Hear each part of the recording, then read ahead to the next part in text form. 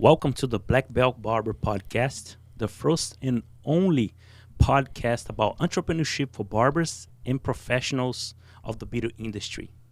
I'm Chico Invictus and I'm your host. Guys, today I have a very special guy here, young man, young barber from Boston. He started cutting hair when he was 16, charging $0, then went up to $5, and today he's charging $30. So, Philip, can you share your story? Can you share your journey? Because I bet your story will inspire a lot of young men, a lot of young barbers that are starting their career, or sometimes they don't know what to do with their lives, or they don't what direction they are heading on it. Yep. So, can you share with us? Of course. Thank you for having me. First off, this is awesome. I'm so excited to do this. So like you said, I was 16, and actually it started off when I used to cut my hair with this high school barber at my old school, and it was a very non-diverse school, a lot of white people. So I was I'm Brazilian, so I went to that school. It was kind of different, but so I used to get skin fades with him, and that was something that started growing back in the day. Now it's very popular, but back then it wasn't as popular. And one day he was just like, "I'm gonna graduate next year. The school's gonna need a barber." And I thought to myself, I'm like, I don't know anybody who cuts hair in my family. I don't know if I can do that. But every time I went there, he would just bring it up, and it just got to my head, and I thought about it, and then out of nowhere, I just bought some clippers on Amazon and started cutting my brother. I went to a salon, and I had one of Bala. She's like a hairdresser. She cuts hair. She's a family friend of ours, and she watched over me while I cut my brother's hair for the first time. And then I cut my stepdad, Roberto. I cut his hair at home, came out a mess. I had my mom help me, actually. It was in the kitchen and everything. And I also had some people come, I started posting. I made my Instagram. I made it Boro Barber because I used to live in South Borough. And I was trying to make something catchy for the high school kids to find out about. So I cut some people in the bathroom, and then I knew it wasn't good enough, and I knew I had to step up my game. So I found out about you, and I made the trip to Florida by myself. I think it was how many days? 3 days? I don't know. The first time you came was 2 days. 2 days, right? Yes. Yeah. So that helped me tremendously. I was the youngest kid, right, in the class. You was the youngest one. Yeah, and it was a little scary at first, but I got through it, and I went back home, and people started reaching out to me, saw that I came here, took a class, and then it started growing. At first, I was charging nothing, and then I went up to $5, then went up to $9, and from there it just went, and now it's been next month it'll be 3 years since I started, so it's a crazy journey. 3 years, man. 3 Wow. years flies by. So from $0 to $30. 3 years is It's so amazing how to see a young kid like you. I can tell you're not involved with drugs. You always involved in doing sports, something health to your life. I always can see you have a great future, man. Thank you. You do have a great future. Thank you took 2 of my classes. Yep. And I feel like when a young kids like you guys, a young generation of barbers come and take my class, I feel like I'm contributing with that you're doing something right. That is very certified. Satisfactory. I forgot the word. Satisfactory. Yeah. It's very satisfactory for me because I see how much you guys grow. Yeah. I actually, it makes me do more and want more and keep going. You know. For sure. I mean, honestly, I have 2 of your plaques hanging up in my little barber shop, and I tell people about you. So all of my clients already know about you. So it's just cool to be here, and now that you guys opened this podcast up, this is amazing. So congratulations to you guys, and thank you for coming because you you didn't say you were coming to Florida, and last minute, I saw you were booked at Invictus, so you can get your haircut, get fresh for the spring break. For the week, yeah. For the weekend, the week, right? For the week. Yeah. Yeah. Go home Sunday, I think. And I invited you to come last minute. You took an Uber, come here. So now, of course, had to do it, you know. Thank you for coming. Thank you. Phil, what did you do to be able to charge more for your haircuts? Yeah, so what really changes you, the way you think? Yeah. What really pushes you? Yeah, so at first I was watching YouTube videos. I think that's what every barber does in the beginning, is watch videos. But for you to get better, you have to practice. And so I came here, and I think that was my changing point when I got to, you know, have the hands-on classes. I think the second one, the private one that me and Hannah took with you, was even more helpful because that was like one-on-one, you know. And it's just like, it's a lot more than just a haircut. It's what, like, you talk a lot about social media, client interaction, all that stuff. All that stuff builds up, and the prices can go up because your clientele builds up, your social media builds up, and the prices can. I guess your audience, your clients see how much you evolving. Yeah. You know, they see value on you once they see you are out there, hungry for education. Take care of yourself, teaching. Learning. You know, and growing. So I think. Subconscious, people don't know. Yeah. But when you charge them, actually they're gonna say, "Oh, this guy is humble." Yeah. So hustling. The thing is, I noticed that back then when I used to charge almost nothing, I feel like the price says a lot about like you as a barber, as a person. If you charge more, people are gonna be like, "Oh, he's charging for a reason," you know. If I was charging too little, like nowadays, I don't know almost any barbers who's charging less than 30, you know. So like, if a barber's charging $20, maybe their clientele is not as big, but it'll grow, you know.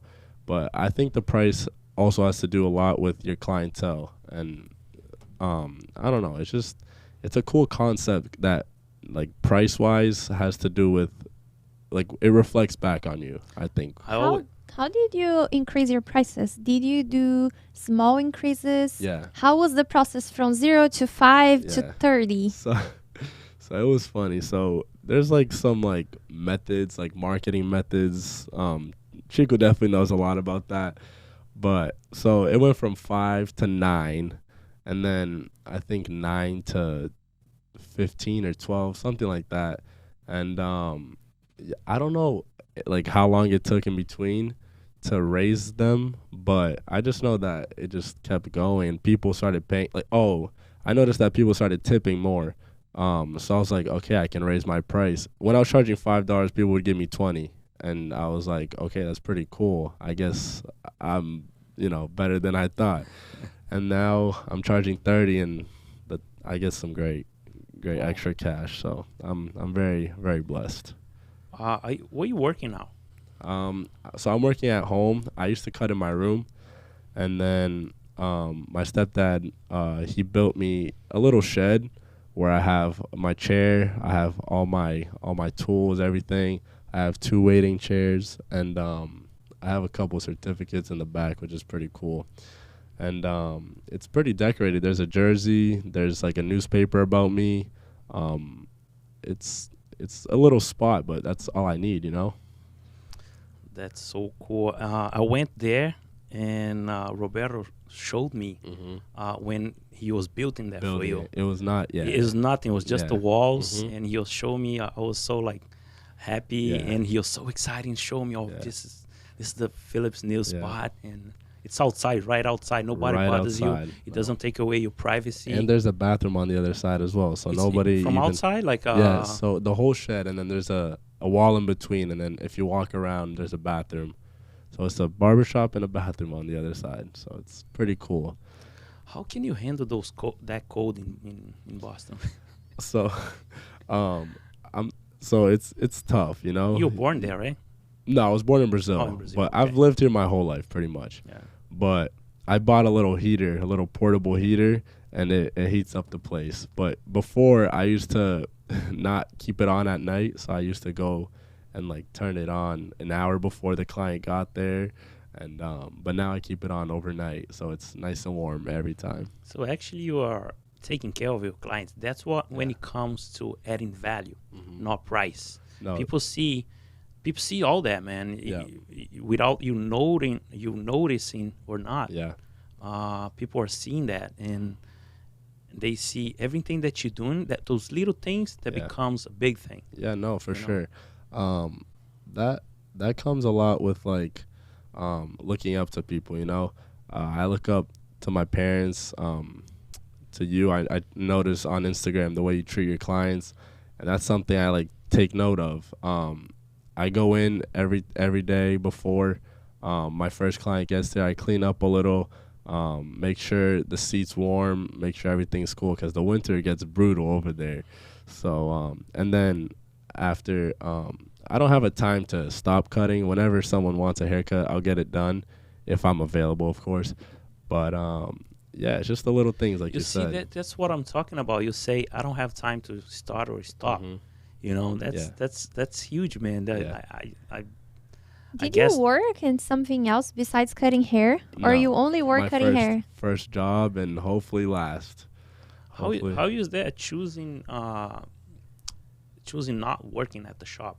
Yeah, so a couple of barbershops have reached out to me. I've considered it. I really did. And then I had to have a talk with my parents, and they think it's a good idea and a bad idea because of how big my clientele is getting, it's to the point where I don't have to rely on a barbershop to get me clients. Maybe in the beginning, and if I didn't have a spot to cut hair, then I would go to a barbershop. But now I have the clients, I have the spot, so you know, being my own boss is something that I love. It's wicked cool because if I was working at a shop, I don't know if I'd be able to have this last minute vacation, you know. It's a lot of responsibility, Yes. but it's something that I think I handle pretty well. I really do. How did your parents accept it when you decided I want to be a barber? Did they support you? What was Yeah, their no. reaction? So that was honestly when I was gonna graduate high school. It was either college or being a barber, you know, and that's usually how it works when people graduate high school. It's college or go work. And I talked to them, and they supported me 110%. The reason why I'm doing as good as I am now is because of them. They just support me beyond everything, you know, and I think the support is what motivates me too, because I see some people that just have no support, and that brings them down. So I try, you know, if people come to me and ask me on opinions, I just try to give them my honest opinion and just take back what I've received from my parents and other adults. But actually, you too, man. You deserve, because you by yourself, you put into work, and you walked your way up. Mm-hmm. So that's on you too. Thank you. You know, Yeah. thank God they were supporting you, Yeah. because a lot of kids now, they don't have that support. They don't. I know Phil. Yeah. And one of the reasons that I create the ABC Barber, that I teach people from zero, From zero, right? is because I notice. Let me give an example of myself. Mm-hmm. I think we all, when you're young, you kind of lost. Yeah. You don't know the direction that you Oh, want, no. especially when you leave high school. Oh yeah. And then this workshop shows that, okay, if you have a hint to be a barber, if you Yeah. have anybody in your family, if you ever cut a hair from your house, Mm-hmm. you know, if if you ever saw someone cutting in that, it sparkles a little Oh, yeah. fire on you. So that's why I any create little that. support just sparks that fire. It could be anything, you know. But people, when they get haircuts with me, they're like, "Man, you're doing so good for your age." And sometimes I'm like, I mean, I guess, like, there's people doing better, but I think that for my age, I'm doing really well.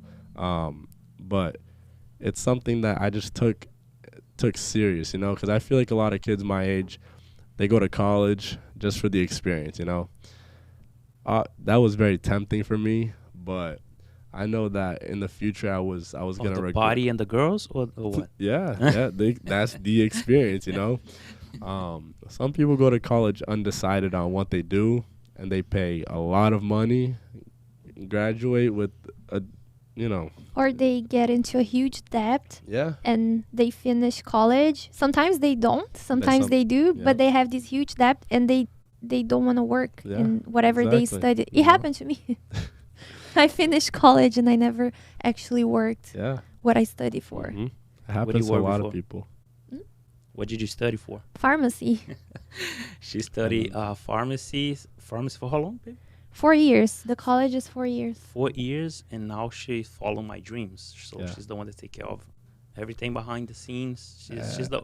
She's the reason I'm here today. Yeah. So Everything happens for a reason, but she got so involved in my dreams. Phil, you work from home. mhm. Tell me the experience working from home, because I know you don't know the other side, Yeah. working Mhm. at a shop. But how you feel? Is that you have that freedom sometimes, or Mm-hmm. sometimes how you feel? Yeah, so freedom is a big one, but it's also it can be a little stressful at times because sometimes you have random people reaching out to you, and obviously it's at my house, you know. Not that it'll be dangerous or anything, but it's just you have to be accepting to people, to random people you don't know, to come like see where you live, you know, and get their haircut. But it's very free because I can wake up. In the morning, I wake up, make my breakfast, and a couple steps I'm at my job, right? So That's cool. it's cool, but and the other thing about working late, I get to work until whatever time without having a barbershop. So barbershops usually close around like 7:30, right? 7:30. Yeah. So no, I go until whenever. So that's another cool thing that I prefer working from home. Is that because you set those boundaries that they can call anytime you're there for them? Yeah. Or one day you want to just like work like 8 to 7, or I mean, usually Saturdays can go from early in the morning till late at night, but I have a lot of clients that work late at night, you know, they get out of their job, and so they schedule for like 8 o'clock, 8:30, 9, and I'll get their haircut in because they have nowhere else to do it, you know. Every shop is closed early, so you know, you gotta help people out sometimes. But you were working at your room. I Mhm. went to your room there. Yeah. It was a nice setup. I Yeah. took a few pictures. yeah, Actually, I really liked what you done. How was working inside the house? Mhm. Now I know you work outside, yeah. but how was the privacy for you? How? It's something that I did not enjoy. Like it was awesome because that's the only way I could, you know. And I was very grateful for that. But looking back at it now, it's something that I didn't feel everyone in my family was comfortable. I didn't feel like I was comfortable at times. I didn't feel that the clients were comfortable at times. And I feel like I lost some clients because it was inside my house, you know. And I understand, I really do. But now that it's outside, it's just so much more freedom, you know. We have to start somewhere, right? Have to start. I started in the bathroom, so it was a big step. Yeah, Me too. I started in the bathroom, Yeah. outside on the porch yeah. with my friends. And how long have you been cutting hair? 3 years next month. 3 So years. in April. Yeah, And you're already charging 2019. $30. Uh-huh. 3 years. Amazing. Impressive. Impressive. Yeah, it's cool. And now one thing I'm liking a lot is I'm going out to colleges and cutting some people's hairs. So it all started with my friend Dan. He asked me if I wanted to go to his college and cut up a bunch of his soccer teammates, and I was like, yeah, I'll go, whatever. So I took the day off. I went to it was like during the summer, so we set up outside their soccer house. They have a soccer house. We set up on the front porch. It was wicked cool. I cut like 10 people. It was cool. And then I think the second college I cut hair was in New Hampshire. But There's a little bit drive, right? Yeah. How long? Like 1 hour and a half? Yeah, yeah. And then I also went to UConn for my friend. He's on the basketball team over there, and he used to cut hair with me before he went to UConn in Connecticut. He's from my old high school, so he was like, "Hey, you think?" Because he's a very busy with the team, you know, very busy guy. So he's like, "Hey, you think you could come over here, cut my hair in my dorm, and then I'll give you some tickets to the game, and I'll pay you." I'm like, "Let's do it," you know. Perfect. It's you gotta help people out sometimes. And I can tell the average of client you have young people, right? It's between what age? yeah, so at first it was only young people, and now I try not to cut too young people because it's very stressful. That is something that like stresses me out. But right now I'll say it's from like I don't know. I have like 5-year-old clients to all the way to I have an older sir who's like I think 60 now. So it varies, but a lot of high schoolers, a lot of college kids, and a good amount of adults now. So it's growing. It's growing. Phil, I have something to ask. Mm-hmm. What your plans for the future? Yeah, so that's something I've been thinking about Could be personal, yeah. business, Yeah. or professional life. So that's something me and my stepdad have been talking about for a very long time now. And it goes back to whether or not I want to work at a shop. And I don't think that'll happen. Maybe it will. I don't know how the future is going to plan out. But what we want to do as of right now is build my own shop, have him run it, because I'm like younger, you know. So I'll have him run it, and then we would add more chairs, hopefully, and soon, you know, build up. But that's just a general goal. I know it's very hard to run a shop, but But everything starts with an idea. yeah. And he's a smart guy, so I think we could definitely work it out. He's very smart. I learned so much from him. Yeah. And what are you thinking? Where? Which location? What state? Florida? Florida's top choice right now because, you know, I love this place. I know. You're here every 2 months. I'm here very often. This place is. You used to live in Boston, and now you're here. You know. Yeah. Which place? I loved here so much. Yeah. I call here home. Every time I travel to other states, when I'm coming back, I say I'm going home. Yeah. Florida is my home. Florida, it's so awesome. You know, I feel like compared to Massachusetts, the people here are so much more happier. Just in general, I don't know. The weather, I think. The weather. Just people are nicer. Everything. I don't know. But what do you say, babe? I love Florida, so I will always say Florida is better than Massachusetts because I like the weather much better, warm weather. Mm-hmm. But if you guys have planned to like open a shop here, your whole clientele is in Massachusetts. It means you have to start from zero. Yeah. How would that be? Have you thought about it? Yeah, so that's something I think about all the time. And then that goes back to whether I want to start here or there. And if I started there, I would have all my clients. If I started here, I feel like that'd be, in the long run, that would be better because Florida, I think the hair industry, everything is bigger than over there. So in the long run, it would be better. But if I started over there, it'd be easier. But I just don't think if you take the easy step, you know, you will grow as much. So I think I don't know what the plans are going to be, but we got some options. Does Roberto will move down here too? Up here too? Yeah.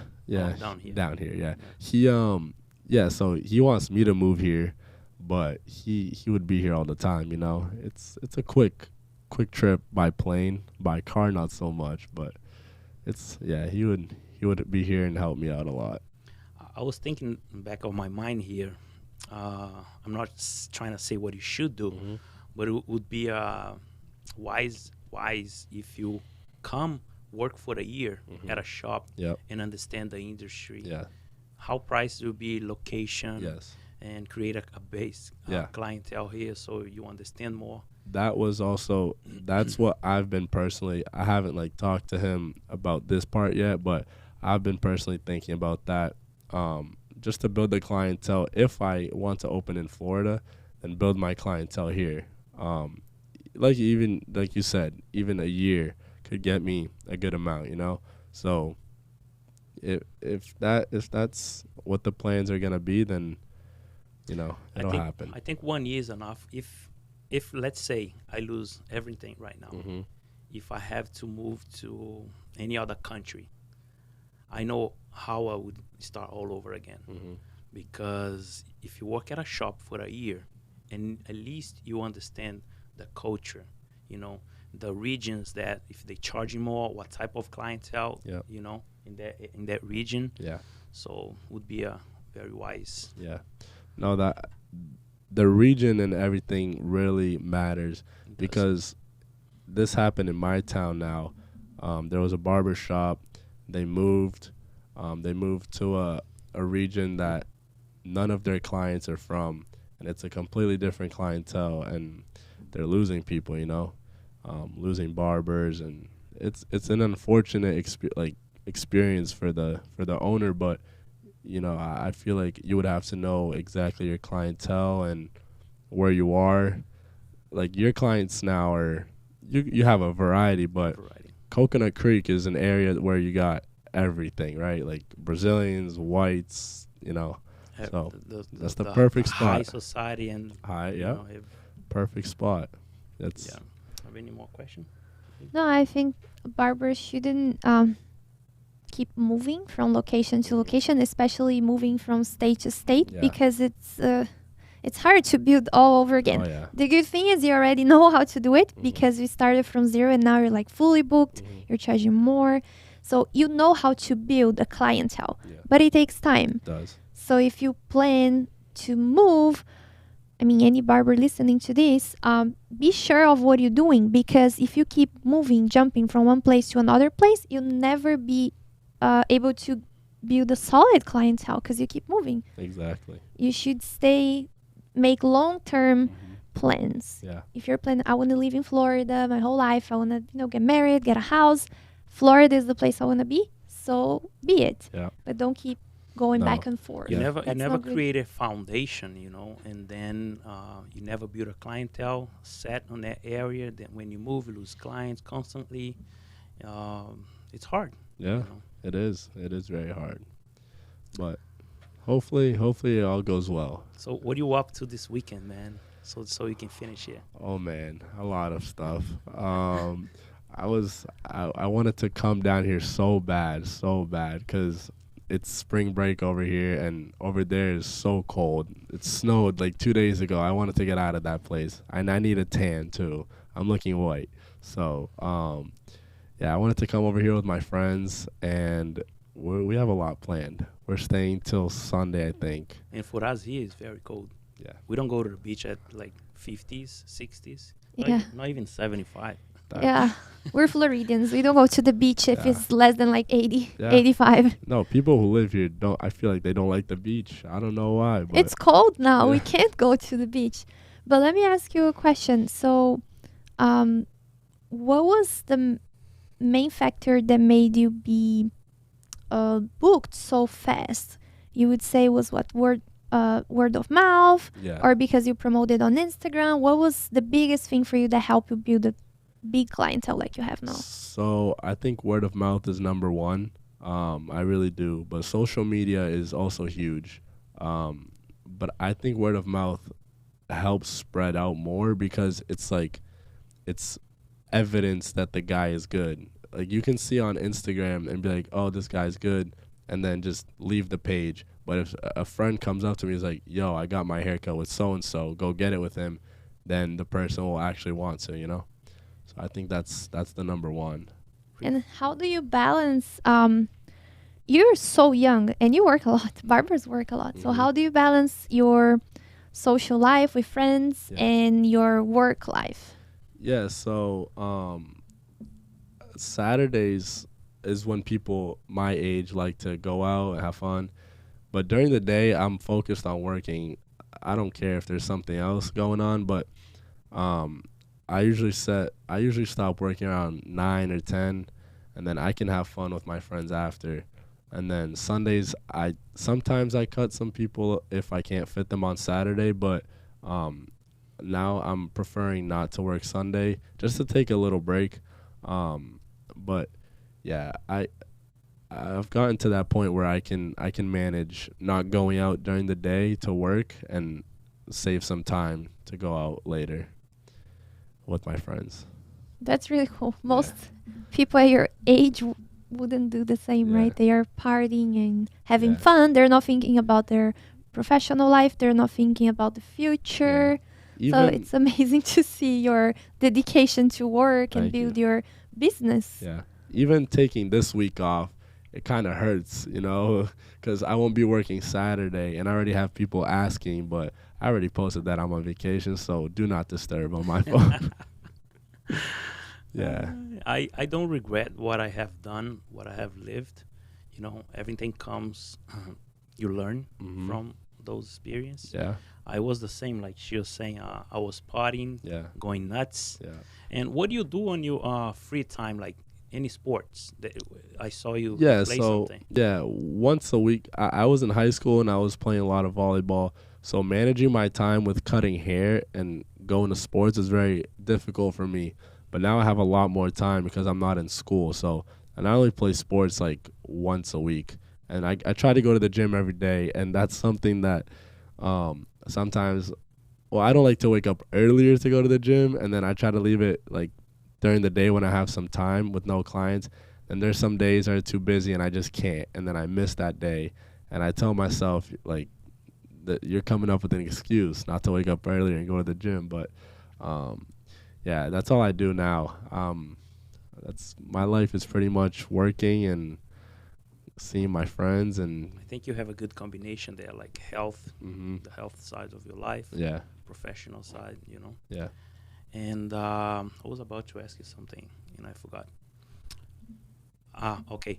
You are using your social media, I can tell there's a lot of clients from referrals, but like you said, a lot of clients from social media, and you use that well as a tool, as a powerful tool to bring clients in. So how do you take your time to do it? Is that wise the thing to do? I want you to share because many people are watching. Yeah. So social media, I feel like in the beginning was my main attraction, because that's how you build your name at first, is through the phone, because it just pops up on people's pages. But I have caught myself sometimes not posting as much as I should be, but I definitely got to get better at that. But when I do post, I make sure it looks professional. I make sure the caption, is appropriate, and I add some hashtags to reach out more people, and then you post on your story as well for people to tap and see, and that's how I get it done. Well, you know how to use it in your favor. Yeah. It's interesting to see how you keep things so professional. Everything, like the booking process, the way you talk to your clients, the way the setup in your home is presented to them, clean, organized. You even heat the chair for them. That's really interesting because we see a lot of people in the industry that are older than you, that have been in the industry for longer than you, that don't take these steps that are so important to build a solid, loyal clientele and to add value. As you said, you raise the prices little by little, and they're still giving you more tips, and then you see that they appreciate your work. It's interesting to see the level of professionalism you have. Thank you. In everything you do. Where did you learn that? Is this something from yourself, from inside of you, or something you learned? No, so it's something I learned, but I feel like if I like something, I'll do a lot to make it well. And that's a problem that my parents know I have. If it's not towards like my favor, I'll do it, and sometimes not the best job done, and that can get me some trouble. But being a barber is something I take very seriously. It's something I love, so I'll do everything to make sure it's like as perfect as I can be. But I also learned that from my parents.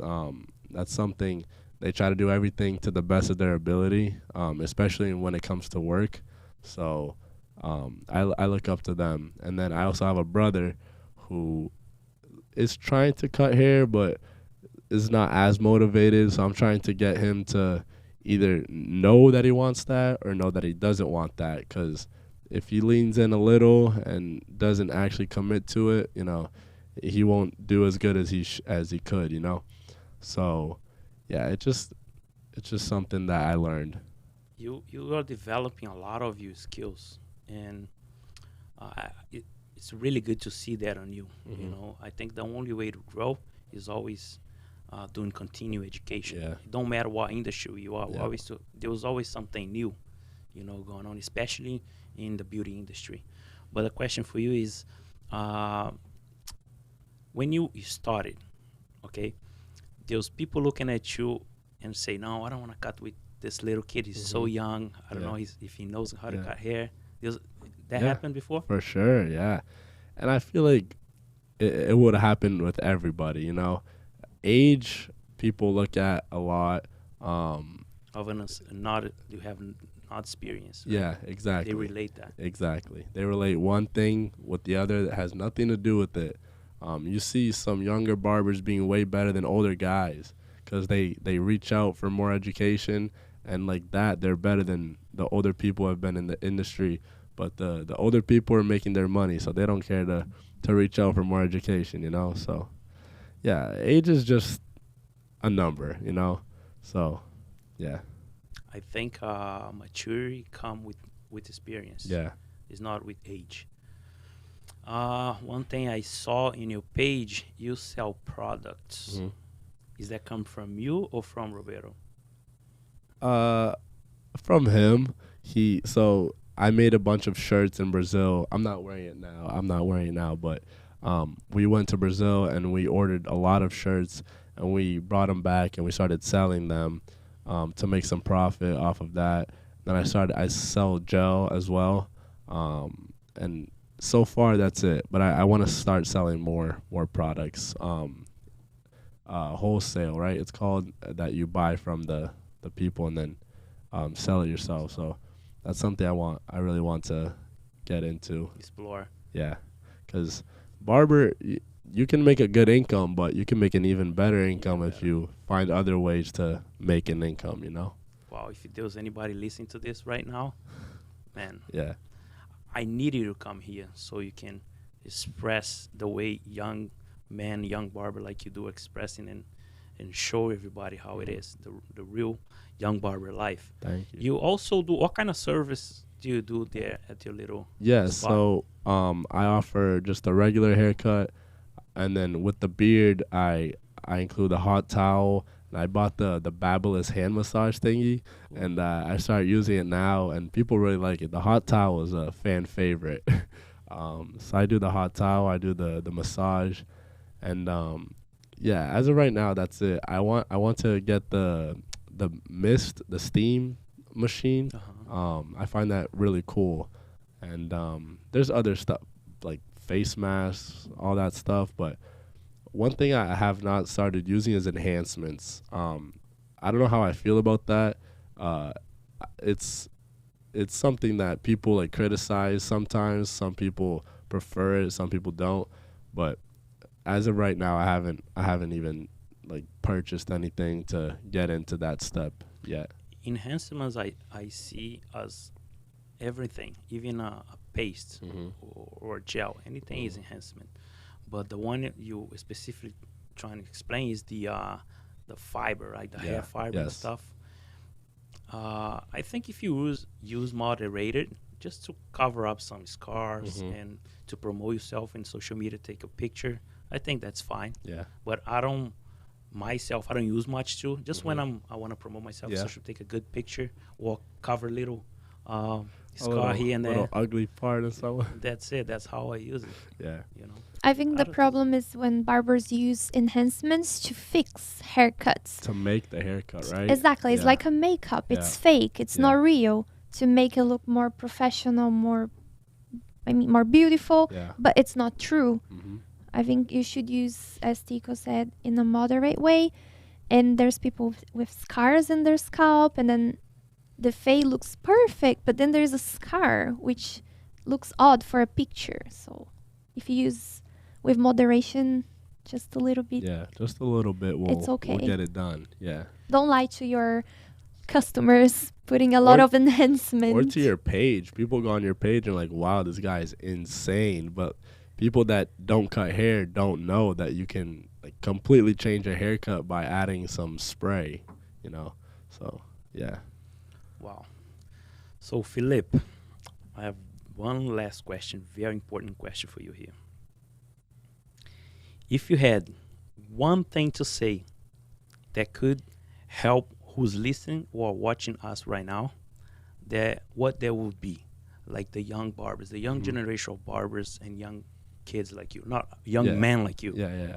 So one thing I would just say is you're going to receive criticism from everyone. Don't matter if they're your friend, if they're a relative, whatever. You're going to receive criticism. I think every barber has received criticism from anyone. But, you know, just focus on yourself. You know, your family should be by your side to help you through it. Because I remember there was a phase that I look back at it now, I'm like, wow, I was horrible. I don't even know how someone sat in my chair. But you're always going to find someone that trusts you to cut their hair, you know?